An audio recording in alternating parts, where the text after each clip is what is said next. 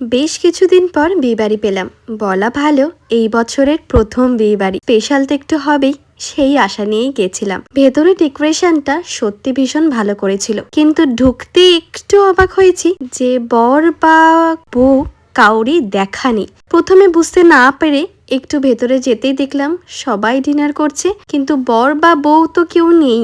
In fact তাদের বাড়ির লোকজন বা সেরকম কাউকে দেখতে পাচ্ছি না। বর বা বউ না আছে তো কি হয়েছে, পুরনো বর বউ তো আছে, মানে আমরা দুজনে মিলে বেশ জমিয়ে ছবি তুললাম, ভিডিও নিয়ে আমি আর একটু নিজের ভিডিও নিলাম। তারপর সোজা চলে গেলাম খাওয়া দাওয়ার দিকে। প্রথমে স্টার্টারে ফ্রেঞ্চ ফ্রাইস, ফুচকা, পাপড়ি চাট খেয়ে ডিনারটা শেষ করলাম।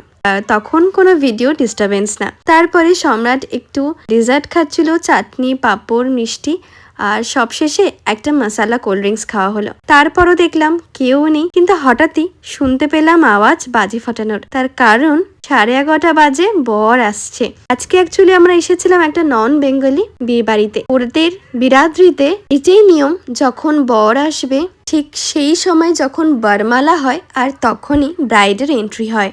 অত রাত্রে বর এসেছে কারণ ওদের লগ্নটাও অনেক পরে ছিল আর বর অনেক দূর থেকে আসছে। বর আসার সাথে সাথে বাজি ফাটানো কাকে বলে, এত বাজি ফাটছিল আর সত্যি দেখতে কিন্তু খুবই ভালো লাগছিল। আর দুই পক্ষই এত সুন্দর নাচ করছিল, বাড়ি আসতে ইচ্ছেই করছিল না। কিন্তু ততক্ষণে 12টা প্রায় ছুঁই ছুঁই, তাই বাড়ি আসাটাও ইম্পর্টেন্ট। তাই শেষ অবধি এমন একটা বিয়ে বাড়ি, যেটা আমার লাইফে প্রথম, বউকে না দেখেই বাড়ি চলে আসতে হয়েছিল।